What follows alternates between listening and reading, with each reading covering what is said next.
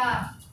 இயேசு மறுபடியும் மகா சத்தமாய் கூப்பிட்டு ஆவியை விட்டார். மார்க் 15ஆம் அதிகாரம் 37வது வசனம். இயேசு மகா சத்தமாய் கூப்பிட்டு ஜீவனை விட்டார். லூக்கா 23ஆம் அதிகாரம் 46வது வசனம். இயேசு பிதாவே உம்முடைய கைகளில் என் ஆவியை ஒப்புவிக்கிறேன் என்று மகா சத்தமாய் கூப்பிட்டு சொன்னார். இப்படி சொல்லி ஜீவனை விட்டார். அல்லேலூயா. யோவான் 19ஆம் அதிகாரம் 30வது வசனம்.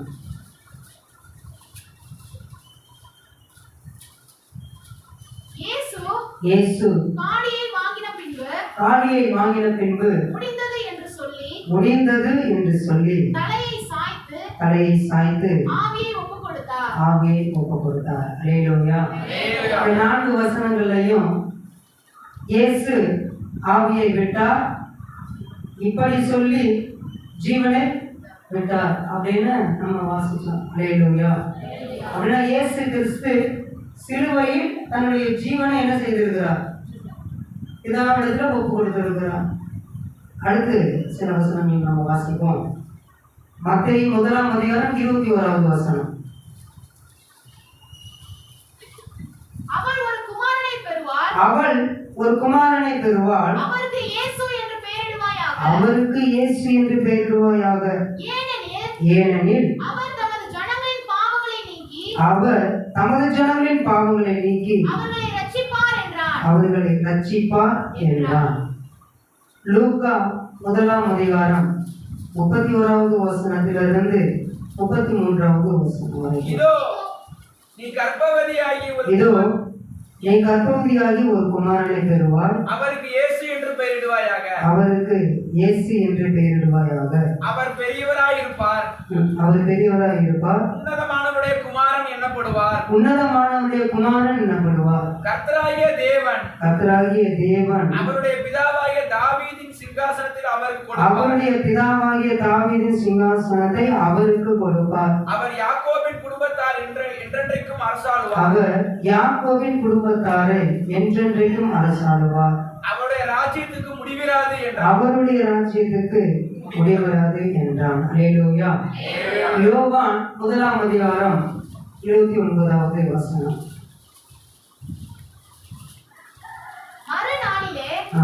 யோவான் இயேசுவை தன்னிடத்தில் வரக்கண்டு, இதோ உலகத்தின் பாவத்தை சுமந்து தீர்க்கிற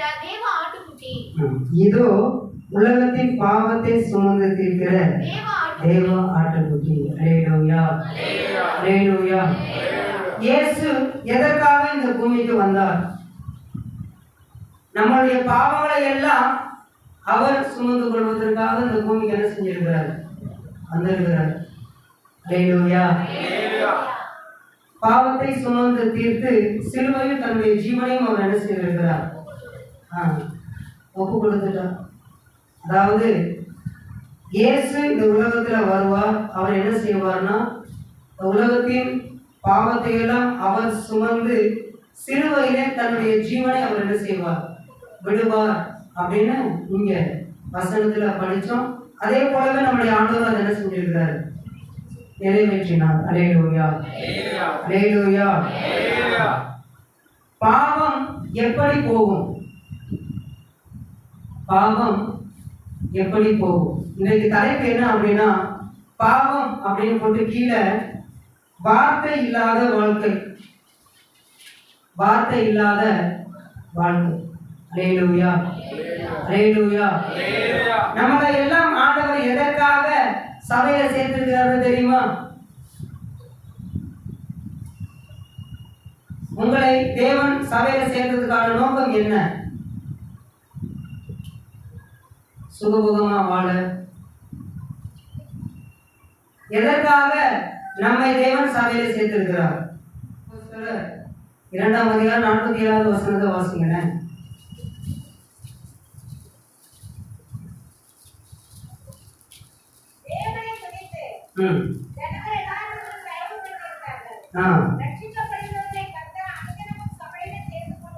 ரட்சிக்கப்படுகிறவர்களை கர்த்தர் அனுதினமும் சபையிலே சேர்த்து கொண்டு வந்தார். அல்லேலூயா.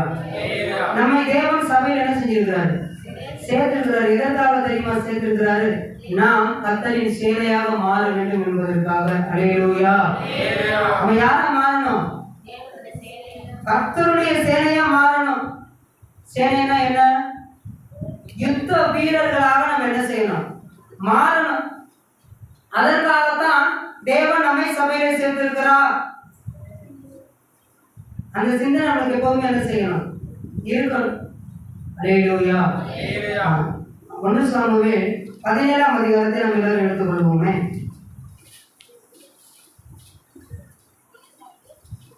17ஆம் அதிகாரம்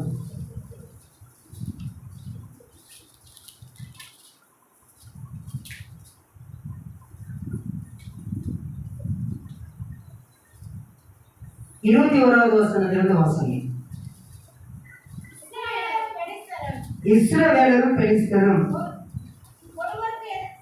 ஒருவருக்கு எதிராக ஒருவர் அணிவகுத்துக் கொண்டிருந்தார்கள்.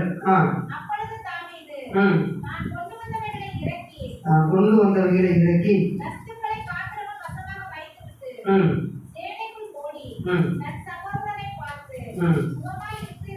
சுகமாக இருக்கிறீர்களா என்று கேட்டான். அல்லேலூயா. 26வது வசனத்தை வாசிங்க. அப்பொழுது தாவீது பார்த்து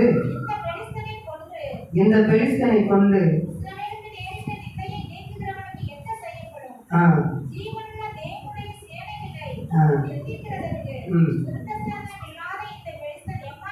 எம்மாத்திரம் என்றான். அல்லேலூயா. ஜீவனுள்ள தேவனுடைய சேனைகளை நிந்திக்கிறதற்கு இருட்ட சேதம் இல்லாத இந்த பெலிஸ்தன் எம்மாத்திரம் என்றான். அல்லேலூயா. அங்கே நின்று இந்த ஜனங்கள்லாம் யாரு? இஸ்ரவேலர். அந்த இஸ்ரவேலர் யாரு? ஜீவனுள்ள தேவனுடைய சேனை. அப்ப நம்மலாம் யாரு? ஜீவனுள்ள தேவனுடைய சேனையாக இருக்கிறோம். அல்லேலூயா. அல்லேலூயா. ரட்சிக்கப்படுகிற எல்லாரும் ஆண்டவர் இஸ்ரவேலருக்கு மட்டுமல்ல, உலகத்தின் பாவத்தை சுமந்து தீர்த்த தேவ ஆட்டுக்குட்டி அப்படின்னு யோவான்ல நம்ம என்ன செஞ்சோம்? வாசித்தோம். அல்லேலூயா.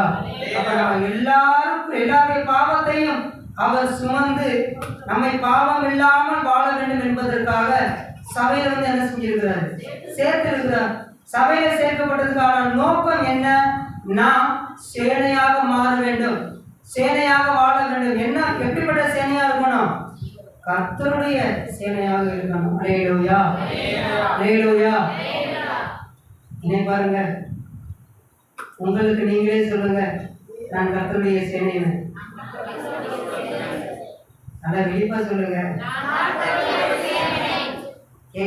நான் கர்த்தருடைய சேனை. அதற்காக தான் என்னை சபையில சேர்த்திருக்கிறார். அல்லேலூயா. அல்லேலூயா. கர்த்தருடைய சேனை. இன்னொரு சேனையும் இருக்கு. இப்ப நீங்க கர்த்தருடைய சேனைன்னு சொல்லிட்டீங்க. இன்னொரு வசனத்தை படிக்கும் பொழுது, அப்போ உங்களுக்குள்ள இருக்கிற ஆவியானவர் யாருடைய சேனை என்பதை அவரவர்களுக்கு என்ன செய்யும்? உணர்த்தும். எபேசியர் 6ஆம் அதிகாரத்தை நம்ம எடுத்துக்கொள்வோம்.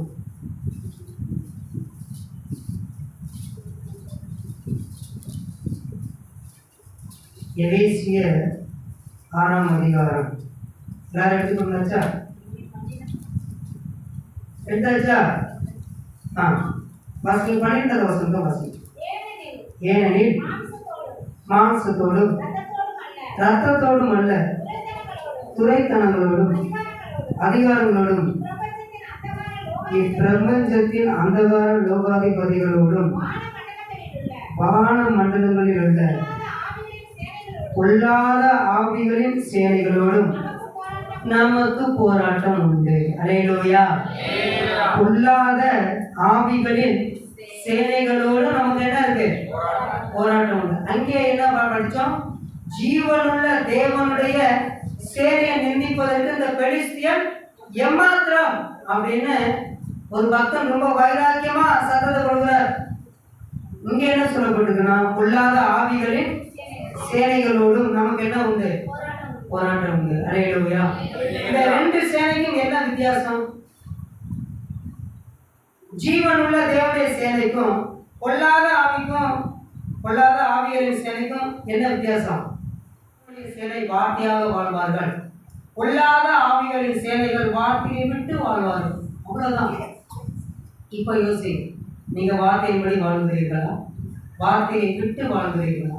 வார்த்தையை விட்டு வாழ்ந்தால் பொல்லாத ஆவிகளின் சேனைகளில் ஒருவர், வார்த்தையின்படி வாழ்ந்தால் ஜீவனுள்ள தேவனுடைய சேனைகளில் ஒருவர். யாரு? நம்ம. வார்த்தையின்படி நம்முடைய வாழ்க்கை இருந்தால் மட்டுமே நம்முடைய வாழ்க்கையில் பாவத்துக்கு இடம் இருக்காது.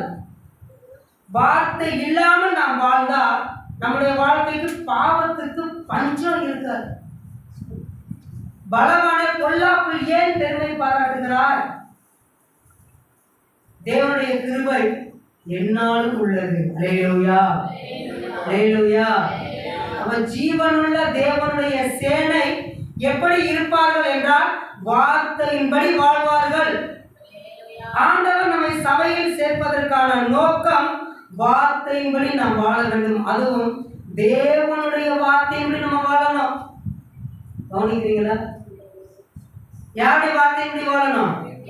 இருக்கிறது எல்லாமே தேவனுடைய வார்த்தை தானே? இல்ல, இன்னொரு வார்த்தையும் இருக்குது. அதை நம்ம தெரிஞ்சுக்குவோமா? ஆமோஸ் 6ஆம் அதிகாரத்தை எடுத்துக்கொள்வோமே. 8ஆம் அதிகாரத்தை எடுத்துக்கொள்வோமே.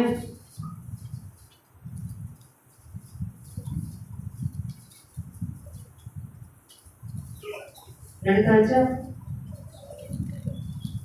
8ஆம் அதிகாரம் 11ஆவது வசனத்தை வாசிங்க.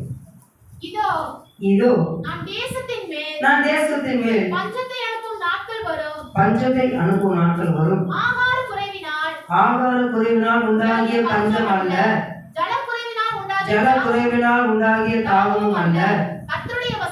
கர்த்தருடைய வசனம் கேட்க கிடையாத பஞ்சத்தை அனுப்புவேன் என்று கர்த்தராகிய ஆண்டவர் சொல்லுகிறார். அல்லேலூயா. அந்த இடத்துல கர்த்தருடைய வசனம் அப்படின்னு சொல்லப்பட்டிருக்கிறது. அல்லேலூயா. அப்ப மனுஷருடைய வசனமும் என்ன செய்யப்படும்? சொல்லப்படுகிறதா? எப்படி சொல்லியிருக்கிறாங்க புதிய பாட்டுல? கட்டுக்கதைகளுக்கு செவிசாய்க்கும் காலம் வரும். அல்லேலூயா. சத்தியத்தை விட்டு ஜனங்கள் கட்டுக்கதைகளுக்கு செவிசாய்க்கும் காலம் வரும், அதை அனுப்புவேன் என்று தேவன் சொல்லி இருக்கிறார். ஏனென்றால் இந்த வார்த்தைக்கு எங்களால் கீழ்ப்படிய முடியாது. ஏன்? யாராலையுமே கீழ்ப்படிய முடியாது என்று சொல்லி சத்தியத்தை விட்டு விலகும் கூட்டங்கள் அநேகமாக இருக்கும். கட்டுக்கதைகளுக்கு கீழ்ப்படியும் கூட்டம் அநேகமாக இருக்கும். அல்லேலூயா, அல்லேலூயா. ஆனா நாம் பொல்லாத ஆவிகளின் சேனையாக இருந்தால் ஜீவனுள்ள தேவனுடைய சேனைக்கு முன்பாக நம்ம நிற்கணும். ஆனா முடிவுல யார் தான் ஜெயிப்பா? ஜீவனுள்ள தேவனுடைய சேனை தான் ஜெயத்தை பெற்றுக்கொள்ளும். அல்லேலூயா, அல்லேலூயா. அப்ப வார்த்தையை விட்டு நம்முடைய வாழ்க்கை இருந்துச்சுன்னா நீங்க உங்களை நீங்களே நியாயம் தீர்த்து கொள்ள வேண்டியதுதான். நாம் ஜீவனுள்ள தேவனுடைய சேனையின் ஒரு அங்கமாக, ஒரு சேனையாக நம்ம என்ன செய்யல இல்ல அப்படின்னு. அல்லேலூயா, அல்லேலூயா. ஆண்டவர் பாவத்தை எப்படி நம்ம கிட்ட நீக்கினார்? அவர் இயேசு கிறிஸ்து எப்படி பாவத்தை சுமந்தார்? எப்படி பாவத்தை சுமந்தார்? எப்படி பாவத்தை சுமந்தார்? இன்னும் உலகமே அழிய போகுது, ஆண்டவர் வரப்போறாரு. அவர் எப்படி பாவத்தை சுமந்தாரு நம்ம தெரியாம இருந்தா எப்படி என்றால், நாம் வார்த்தையை மீறி நடந்தோம், அவன் வார்த்தையை எப்படி வாழ்ந்தார். அல்லேலூயா. வார்த்தையை மீறி நடப்பதற்கு காரணம், இந்த வார்த்தை நிமித்தமாக வருகிற கஷ்டத்தை எங்களால் சகித்துக் கொள்ள முடியாது. அப்படியா? என் பிள்ளையால சகித்துக் கொள்ள முடியாது, நான் அதை என்ன செய்து கொள்கிறேன்? சகித்துக் கொள்கிறேன் என்று சொல்லி வார்த்தையின்படி வாழ்ந்தார். அந்த வார்த்தை நிமித்தமாக வந்த எல்லா பாடுகளையும் அவர் அனுபவித்தார். அல்லேலூயா. அப்ப பாவத்தை எப்படி நம்ம விட்டு அகற்ற முடியும் என்றால், பலி செலுத்தியோ காணிக்கை கொடுத்தோ அல்ல, வார்த்தையின்படி வாழ்ந்தால் மட்டுமே நம் வாழ்க்கையில் இருக்கிற பாவத்தை நம்ம விட்டு அகற்ற முடியும். அல்லேலூயா, அல்லேலூயா. பாவம் என்னை விட்டு போகணும். சங்கீதம் 51 3வது வசனம் வாசிக்கல. என் மீறுதல்களை நான் அறிந்திருக்கிறேன், என் பாவம் எப்பொழுதும் எனக்கு முன்பாக இருக்கிறது. அல்லேலூயா. என்ன நீங்க மீறி நடந்திருக்கிறீங்க? எதை மீறி நீங்க நடக்கிறீங்க? அவருடைய வார்த்தை மீறி நம்ம என்ன செஞ்சு கொடுக்குறோம்? நடந்துகிட்டு இருக்கோம். அல்லேலூயா. அப்ப வார்த்தை மீறி நடந்தா என்ன வரும்? பாவம் தான் வரும். இந்த உலகத்தில் பாவம் இல்லாத ஒரு வாழ்க்கையை நாம் வாழ வேண்டும் என்றால் வார்த்தையின்படி வாழ்ந்தால் மட்டுமே அந்த பாவத்திலிருந்து பரிபூர்ணமான விடுதலை நாம் என்ன செய்ய முடியும்?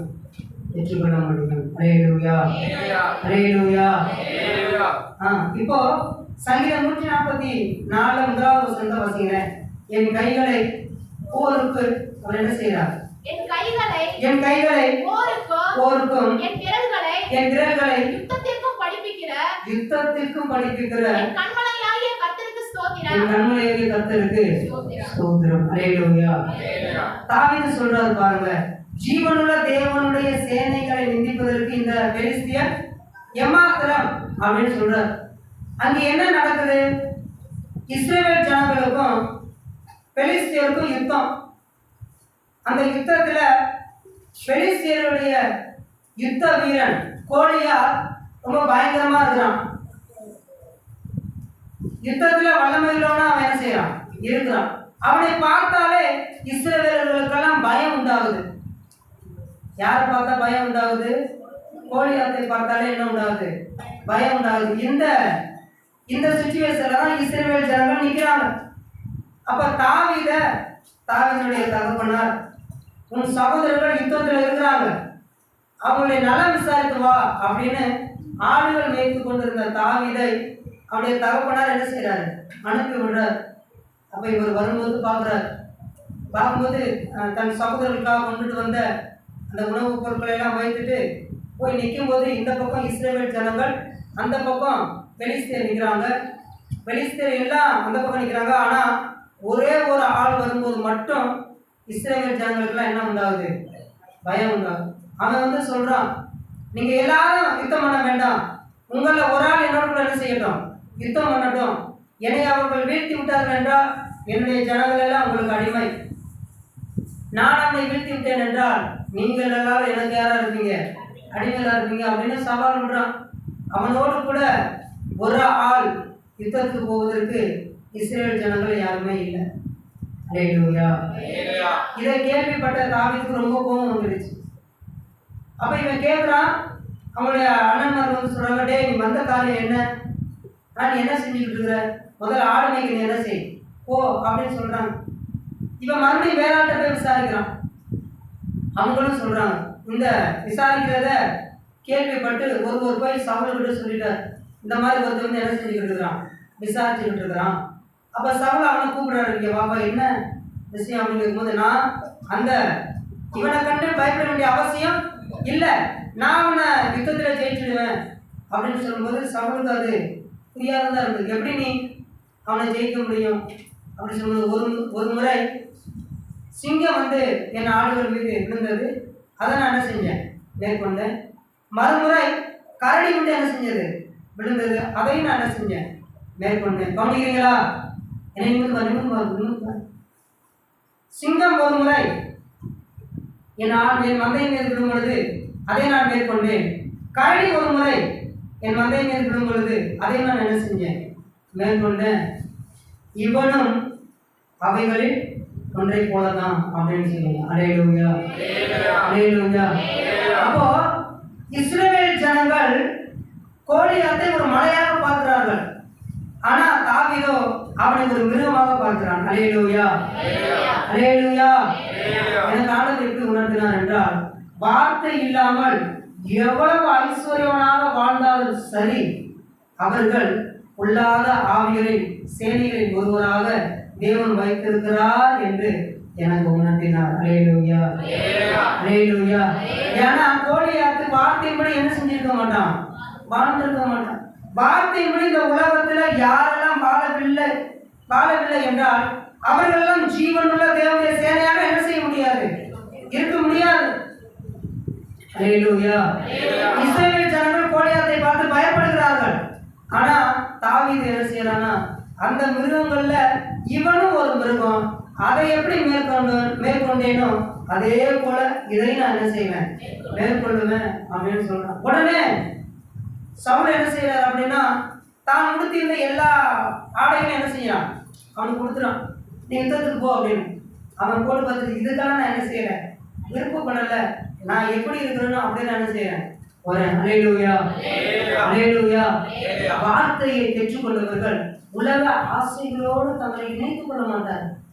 உலக மேன்மைக்குள்ளாக தங்களை அவர்கள் என்ன செய்ய மாட்டார்கள், ஈடுபடுத்திக் கொள்ள மாட்டார்கள். பட்டயம் வேணும், கேடகம் வேணும், அது வேணும், இது வேணும். இதுல எனக்கு என்ன இல்லை, நாட்டம் இல்லை. ஏன்னா தாவீதுக்குள்ள என்ன இருந்தது, ஜீவனுள்ள தேவனுடைய சேனையில ஒருவனாக அவன் இருந்திருக்கிறான். அல்லேலூயா. ஜீவனுள்ள சேனையினுடைய ஜீவனுள்ள தேவனுடைய சேனையில ஒருவனாக இருக்கிறவன் உலகத்தை ஒருபோது நேசிக்க மாட்டான். அதுதான் சவுல் போட்ட, சவுல் அணிந்த எந்த காரியத்தையும் அவன் விரும்பல. அவன் விரும்பலையா, அவனுக்கு செட் ஆகலையா, அவனுக்கு செட் ஆகல. சதமா சொல்லுங்க, அவனுக்கு என்ன ஆகல, வார்த்தையை பெற்றவர்களுக்கு இந்த உலகமும் செட் ஆகாது. அல்லேலூயா. ஒரு ஆளுக்கு தான் செட் ஆகல போல, அவர் மட்டும் சொல்றாரு. என்ன சொல்லுங்க, செட் ஆகும் போல இருக்கு, சரி ஸ்தோத்திரம் அப்படின்னு நம்ம என்ன சொல்றோம். வார்த்தையை பெற்றவர்களுக்கு இந்த உலகம் ஒருபோதும் ஒத்து போவாது. உங்களுக்கு ஒண்ணு தெரியுமா, இந்த உலகம் எவைகளை அங்கீகரிக்கிறதோ பரலோகம் ஒருபோதும் அங்கீகரிக்காது. அந்த பரலோகம் எவைகளை அங்கீகரிக்கிறதோ இந்த உலகம் ஒருபோதும் அதை என்ன செய்யாது, அங்கீகரிக்காது. அல்லேலூயா. அதை புரிஞ்சுக்கிட்டா போதும். மற்றவர்கள் நம்மளை அங்கீகரிக்க வேண்டும், மற்றவர்கள் நம்ம ஏற்றுக்கொள்ள வேண்டும் என்று நம்ம ஓடிக்கிட்டு இருக்கிறோம். இல்ல, இந்த உலக மக்கள் நம்மளை ஏற்றுக்கொண்டால் பரலோகம் நம்மளை ஏற்றுக்கொள்ளாது. பரலோகம் யாரை ஏற்றுக்கொண்டதோ அதை இந்த உலகம் என்ன செய்யாது, ஏற்றுக்கொள்ளாது. அதான் இயேசு இந்த உலகம் என்ன செய்யல, ஏற்றுக்கொள்ளல. அல்லேலூயா.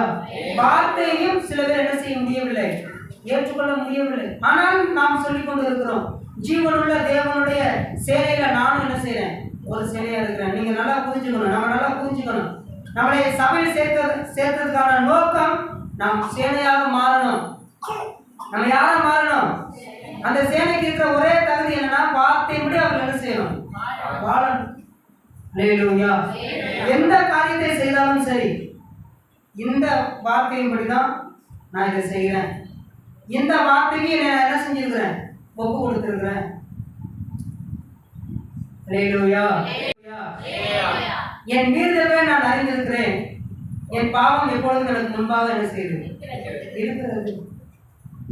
அப்போ என்ன மீறுதல், ஆதாம் ஏவாள் எடுத்துக்கொண்டா ஆண்டவர் சொல்லிட்டாரு, இந்த தோட்டத்தில் இருக்கிற எல்லா விருட்சங்களின் கனிகளை நீங்க என்ன செய்யலாம், புசிக்கலாம்.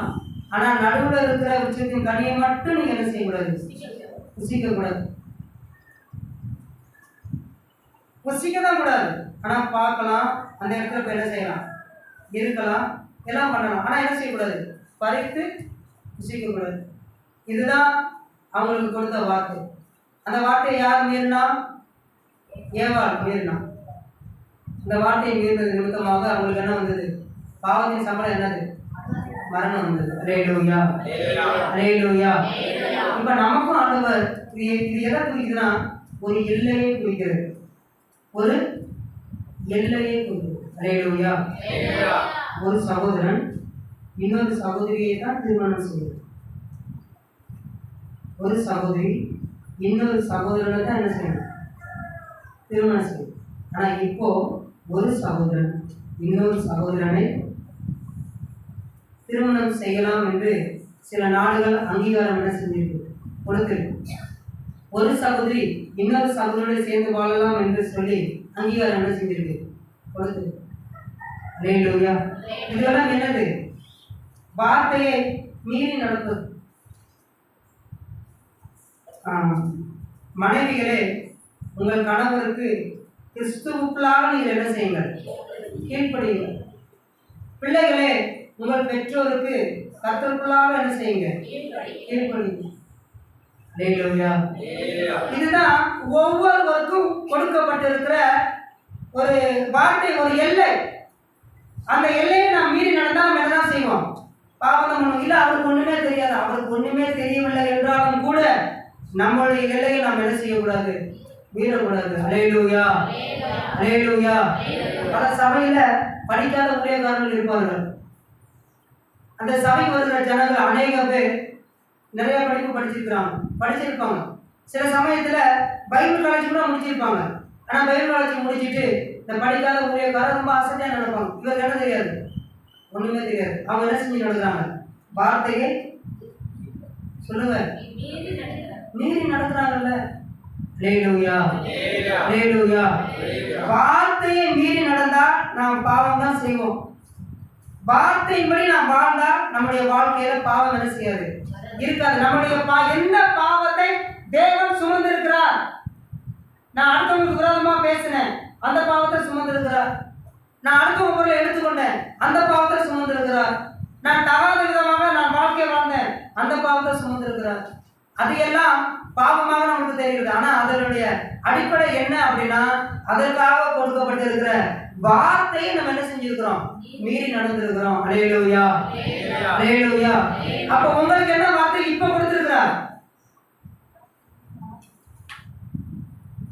இப்ப நீங்க வாலிபரா இருக்கு, உங்களுக்கு என்ன வார்த்தை கொடுத்திருக்கு? உங்களுக்கு நிறைய வார்த்தை கொடுத்திருக்கு.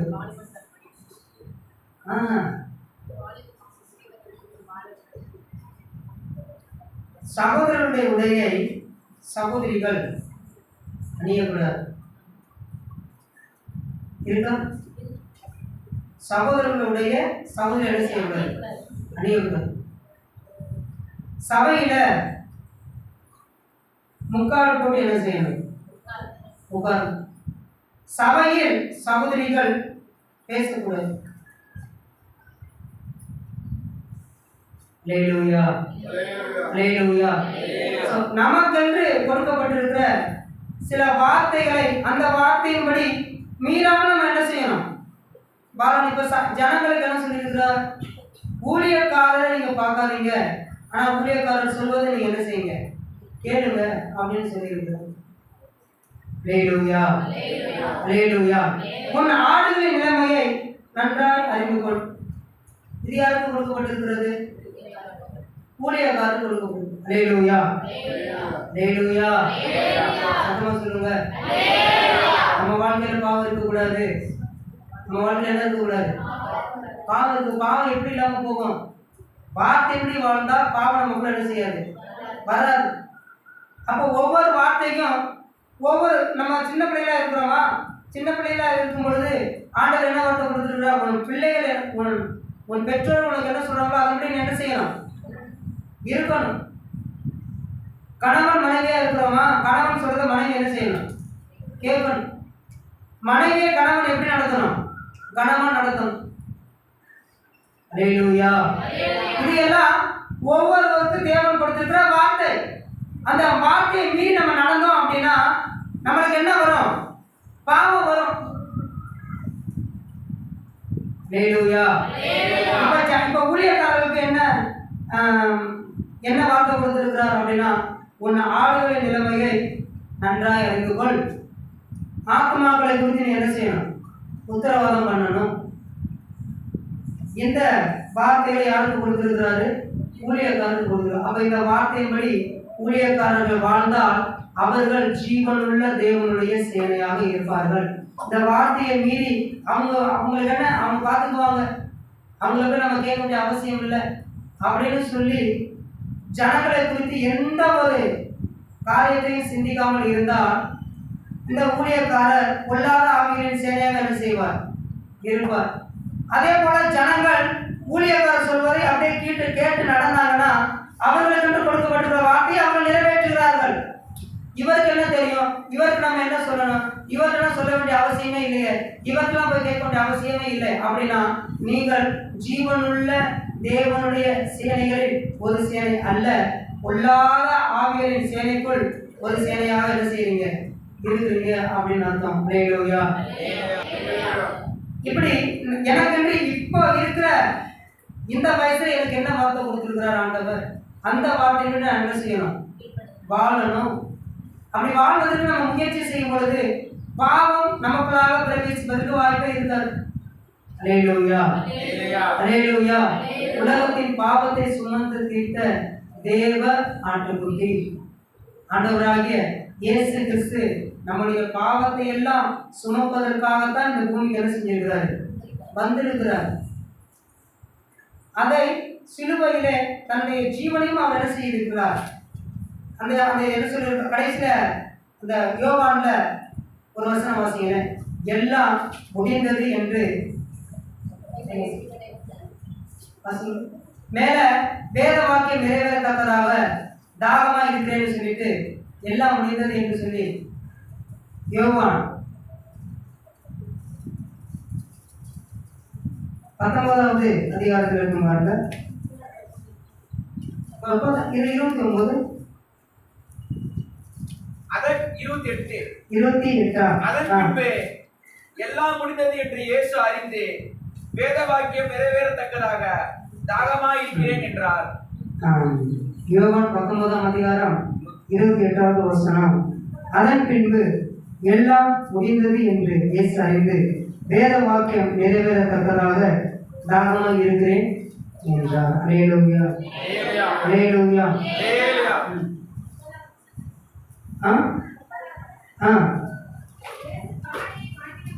அதுதான், அது மேல உள்ளதுதான்.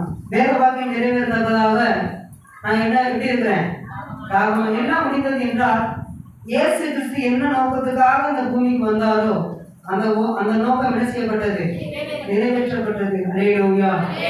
அவர் சொல்வது இது ஏன் இப்படி நடக்குது, வேத வாக்கியம் நிறைவேறும் என்பதற்காக இப்படி நடக்கிறது. அல்லேலூயா, அல்லேலூயா. அப்ப இயேசுனுடைய வாழ்க்கையில் நடந்ததெல்லாம் என்னது, வேத வாக்கியம் நிறைவேறினது. நம்முடைய வாழ்க்கையில் தேவ வார்த்தை நிறைவேறுகிறதா என்று நாம் சிந்திச்சு பார்க்கணும். எந்த வார்த்தை நம்முடைய வாழ்க்கையில நிறைவேறுகிறது, தேவன் நிறைவேற்றுகிறார். எந்த வார்த்தையை நாம் நிறைவேற்ற வேண்டும் என்று தேவன் விரும்புகிறார். இப்ப நம்ம ஒரு முயற்சி எடுக்கிறோம், உன் கூடாரத்தின் இடத்தை விசாலமாக்க என்ற வார்த்தையை நிறைவேற்றுவதற்கு நம்ம முயற்சி செய்கிறோம். அல்லேலூயா, அல்லேலூயா. முயற்சி செய்யணுமா இல்லையா, செய்யலையோ, செய்யலாம்ல. அப்ப நீங்க உங்களுக்கு கொடுக்கப்பட்டிருக்கிற வார்த்தையை நிறைவேற்றுவதற்கு முயற்சி செய்கிறீர்களா? உங்களுக்கு தேவன் கொடுத்திருக்கிற வார்த்தையை நிறைவேற்றுவதற்கு நீங்க முயற்சி செய்கிறீர்களா? செஞ்சா ஜீவனுள்ள தேவனுடைய சேனை. ஏனென்றால் நமக்கு ஒரு யுத்தம் இருக்கிறது, நமக்கு ஒரு யுத்தம். எபேசியர் 6ஆம் அதிகாரத்தை எல்லாருமே எடுத்துக்கொள்வோம்.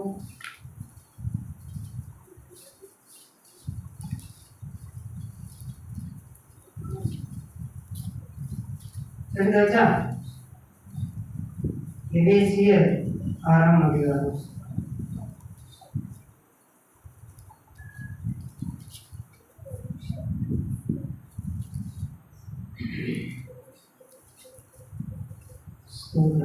அந்த 12வது வசனத்திலிருந்து வாசிப்போம்.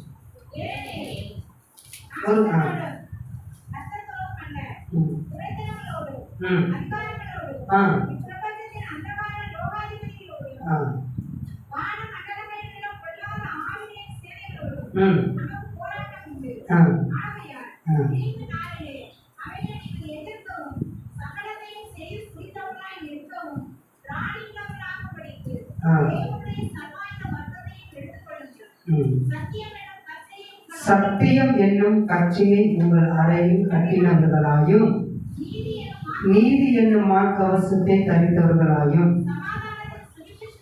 சமாதானத்தின் சுவிசேஷத்துக்குரிய ஆயத்தம் என்னும் பாதரட்சியை கால்களிலே கொடுத்தவர்களாயும் அழித்து போடத்தக்கதாக எல்லாவற்றிற்கும் மேலாக விசுவாசம் என்னும் கேடகத்தையும் பிடித்து கொண்டவர்களாயும். அல்லேலூயா, அல்லேலூயா. யுத்தம் யாருடையது? சத்தமா சொல்லுங்க, யாருடையது? கர்த்தருடைய. யுத்தம் யாருடையது? அப்ப நம்ம என்ன செய்யணும்? யுத்த வீரர்கள் நம்ம யார் அல்ல. நம்ம என்ன செய்யணும்? நீங்கள் சும்மா இருக்கிறீர்கள், உங்களுக்காக கர்த்தர் என்ன செய்வார்? யுத்தம் செய்வார். நம்ம ஆயத்தமாகணும். நம்ம என்ன செய்யணும்? ஆயத்தமாகணும். யுத்தம் கர்த்தருடையதுதான். ஆனா நம்ம எப்படி இருக்கணும்? ஆயத்தமா இருக்கணும். எதுக்கு ஆயத்தமா இருக்கணும்? யுத்தத்துக்கு ஆயத்தமா இருக்கணும். ஹல்லேலூயா. அப்படின்னா யுத்தத்தை கர்த்தரால் என்ன செய்ய முடியாது? செய்ய முடியாது. இது எப்படின்னா, நான் கர்த்தருடைய வார்த்தையின்படி வாழ வேண்டும் என்ற சிந்தையோடு முயற்சி செய்யும் போதுதான் நமக்கான காரியத்தை தேவன் வாய்க்கப்படுவார். தேவன் எல்லா காரியத்தையும் வாய்க்கப்படுவார் என்று சொல்லி கர்த்தருடைய வார்த்தையை விட்டு நம்ம விலகி இருந்தால் நம் வாழ்க்கைக்கான எல்லாவற்றையும் தேவன் பார்த்து கொள்ள முடியாது. தேவனால் பார்த்து கொள்ள முடியாது. ஹல்லேலூயா. அப்ப யுத்தத்துக்கு ஆயத்தமாகணும் அப்படின்னா சத்தியத்துடைய வாழ்வதற்கு நம்ம என்ன செய்யணும்? முயற்சி செய்யணும். ஒரு சத்தியம் பார்த்தீங்கன்னா அதன்படி என்னால் வாழ முடியாது. ஆனா எல்லா ஆசீர்வாதங்களும் எனக்கு கிடைக்கணும் அப்படின்னா அது எப்படி நடக்கும்? யுத்தத்தில் எப்படி ஜெயம் நடக்கும்? ஆனா யுத்தம் கர்த்தருடையதுதான். நம்ம செய்ய வேண்டிய அவசியமே இல்லை. ஹல்லேலூயா. ஹல்லேலூயா. இவர்கள் சத்தியம் என்னும் கட்சியை உங்கள் அறையில் கட்டினவர்களாயும் நீதி என்னும் மார்க்கவசத்தை தரித்தவர்களாயும் சமாதானத்தின் சுவிசேஷத்திற்குரிய ஆயத்தம் என்னும் பாதரட்சையை கால்களிலே தொடுத்தவர்களாயும் பொல்லாத நீயும் அக்னி அஸ்திரங்களை எல்லாம் அழித்து போடத்தக்கதாய் எல்லாவற்றுக்கும் மேலாக விசுவாசம் என்னும் கேடகத்தையும் பிடித்துக் கொண்டவர்களாயும் நில்லுங்கள். ஹல்லேலூயா. ஹல்லேலூயா. இப்படியெல்லாம் போய் நம்ம நின்றோம்னா பொல்லாங்கான நம்ம என்ன செய்ய முடியும்? எதிர்க்கு ஜெயிக்க முடியும். ஜெயிக்கணும்னா என்ன? பொல்லாத ஆவிகளின் சேனையை நம்மால் என்ன செய்ய முடியும்? மேற்கொள்ள முடியும். ஹல்லேலூயா. இதுவெல்லாம் இல்லாமல் நான் போய் நின்றா என்ன நடக்கும்? இயேசு நாமத்தினாலே ஒரு விசுவாசத்தை கடிந்து கொள்வோம். அது ஓடிடும். நான் புதிய பாட்டு போக சொல்றேன், ஓடிடும். அவர் செய்வதை பார்த்துட்டு இன்னும் சில பேர் போய் நின்று பவுல் பிரசங்கிக்கிற அந்த இயேசு கிறிஸ்து நாமத்தினாலே இந்த சரித்தை விட்டு என்ன செய் போ அப்படின்னு கடிந்து கொள்வாங்களா? அந்த உலக இருக்கிற பொல்லாதாரம் என்ன செய்யும்னா பவுலையும் தெரியும் இயேசுவையும் தெரியும் சொல்லி அந்த கடிந்து கொண்டாங்கள அவங்க ட்ரெஸ்ஸுகளை உறிஞ்சிடுச்சு. அவங்க ட்ரெஸ்ஸில் என்ன செஞ்சிருச்சு? உறிஞ்சிடுச்சு. நாம் சரியா இல்லாமல் மற்றவர்களுக்கு போய் பிரசங்கம் பண்ணவோ செபிக்கவோ ஏதோ ஒரு காரியத்தை செஞ்சோம்னு வச்சுக்கோங்களேன், அவங்களுக்கு இருக்கிற அதே ஸ்பிரிட்டு அதே பிரச்சனை நமக்கு வரும். நாம் சரியாக வேதம் வாசிக்கிறது இல்லை, சரியாக ஜெபிக்கிறது இல்லை, சத்தியத்தின்படி வாழ்வது இல்லை. ஆனாலும் மற்றவர்களுக்காக எங்களுக்கு ஆத்ம பாரம் இருக்குதுன்னு சொல்லி மற்றவர்களுக்காக ஜெபிக்கவும் மற்றவர்களுக்கு போய் சுவிசேஷம் இப்படி சொல்லிக்கிட்டு இருந்தா அவங்களுடைய குடும்பத்துல என்ன நடந்துகிட்டு இருக்கோ அதே செயல்பாடுகள் அதே கிரியைகள் நம்ம குடும்பத்துல என்ன செஞ்சுக்கிட்டு இருக்கோம்? நடந்துகிட்டு இருக்கோம். ஹல்லேலூயா. அதான் ஆண்டவர் சொல்றாரு பேதுருவை பார்த்து, முதலில் நீ ஸ்திரப்பட்டதற்கு பின்பு உன் சகோதரர்களை ஸ்திரப்படுத்து. ஹல்லேலூயா. கை கொண்டு போதிக்கிறவனே பாக்கியவான். நாம் சத்தியத்தின்படி வாழ்ந்து பிறகு நம்ம வாழ சொல்லணும். நாம் சத்தியத்தின்படி வாழ முடியாது, ஆனா நீங்க சத்தியத்தின்படி வாழுங்க அப்படின்னு சொன்னா அவங்களுடைய வாழ்க்கையில என்ன நடக்குதோ அது நம்முடைய வாழ்க்கையில என்ன செஞ்சு கொண்டிருக்கோம்? நடந்துகிட்டு இருக்கோம். நான் என்ன செய்யறேன், ஏது பண்றேன்? ஏன்னா சத்தியத்தின்படி வாழ்ந்தால் மட்டுமே நாம் ஆண்டவருடைய பிள்ளையா இருக்க முடியும். ஆண்டவருடைய பிள்ளையாக நாம் மாற வேண்டும் என்பதற்காக தேவன் நம்மளை சபையில சேர்த்திருக்கிறார். ஒரு வசனத்தை படிப்போம். மத்தேயு கடைசி அதிகாரத்தை எடுத்துக்கொள்வோமே. கடைசி அதிகாரத்தில் கடைசி வசனத்தை வாசிங்க. 28:19 வசனத்திலிருந்து வாசிங்க. ஆகையால் நீங்கள் புறப்பட்டு போய் சகல ஜாதிகளையும் சீசராக்கி பிதா குமாரன் பரிசுத்த ஆவியின் நாமத்தினாலே அவர்களுக்கு ஞானஸ்நானம் கொடுத்து நான் உங்களுக்கு கட்டளையிட்ட யாவையும் அவர்கள் கைக்கொள்ளும்படி அவர்களுக்கு உபதேசம் பண்ணுங்கள்.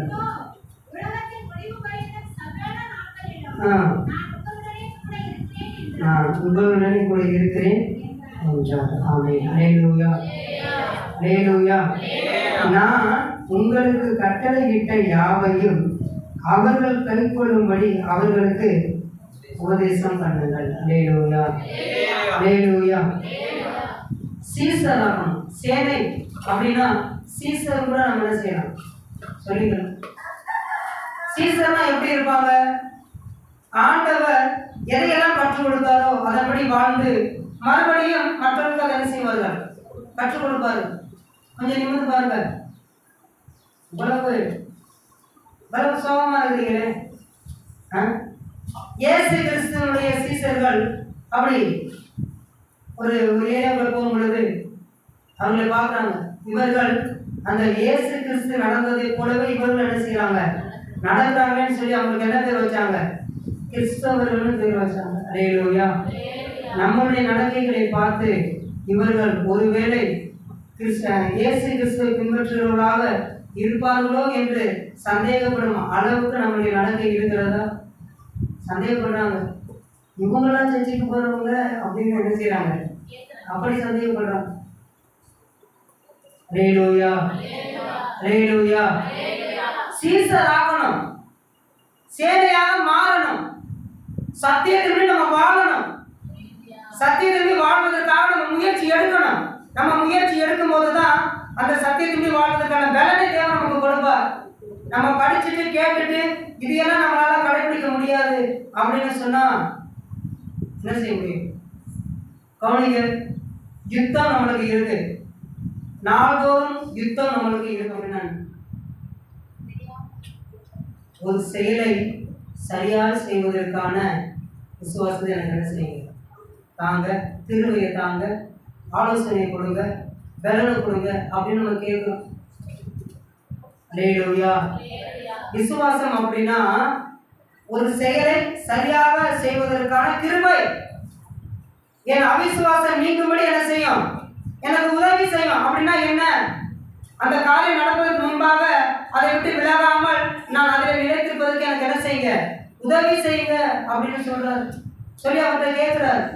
அல்லேலூயா, அல்லேலூயா. நீ விசுவாசித்தால் தேவனுடைய மகிமையை காண்பாய் அப்படின்னு யாருக்கு சொல்றாரு? மார்த்தாட்ட சொல்றாரு. அப்படி என்ன சொல்றாரு? நீ இருக்கிறதுல நிலைச்சு நில்லு, விலைக்கு போயிடாத.